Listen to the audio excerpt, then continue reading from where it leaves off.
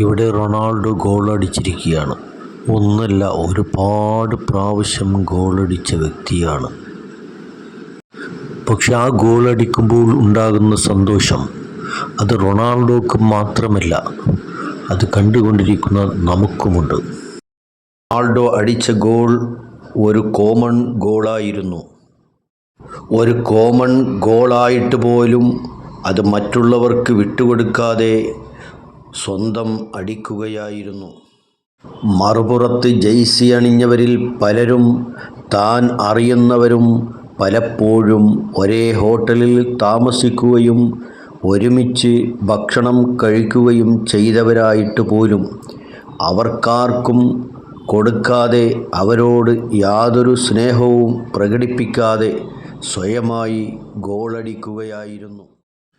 ഇതൊരു റൊണാൾഡോയുടെ കഥയല്ല, ഏതൊരു കളിക്കാരൻ്റെയും കഥയാണ്. ഇതുപോലെ ഗോളടിച്ച പലരും ജീവിതത്തിൽ ഉണ്ടാവും. നമ്മുടെ ജീവിതത്തിൻ്റെ കളിക്കളത്തിലും നമുക്ക് ഗോളടിക്കേണ്ടതുണ്ട്.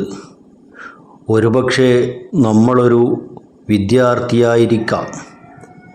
ആ വിദ്യാർത്ഥി ജീവിതത്തിൽ നമുക്ക് ഗോളടിക്കേണ്ടതുണ്ട്.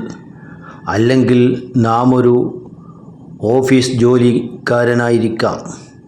അവിടെയും നമുക്ക് ഗോളടിക്കേണ്ടതുണ്ട്.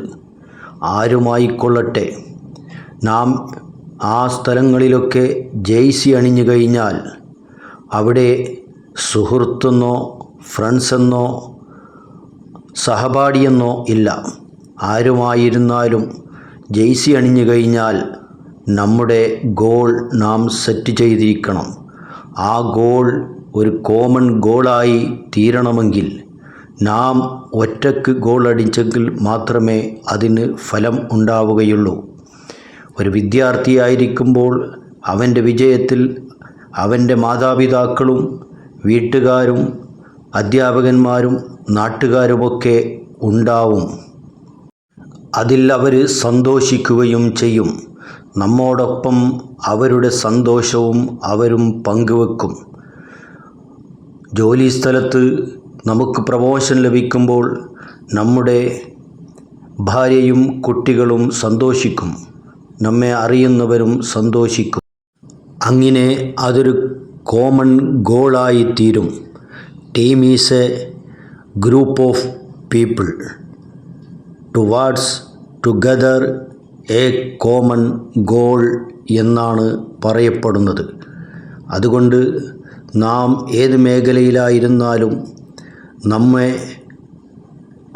വിജയത്തിലേക്ക് എത്തിക്കണമെങ്കിൽ നാം തന്നെ സ്വയമായി ഗോളടിച്ചിരിക്കണം.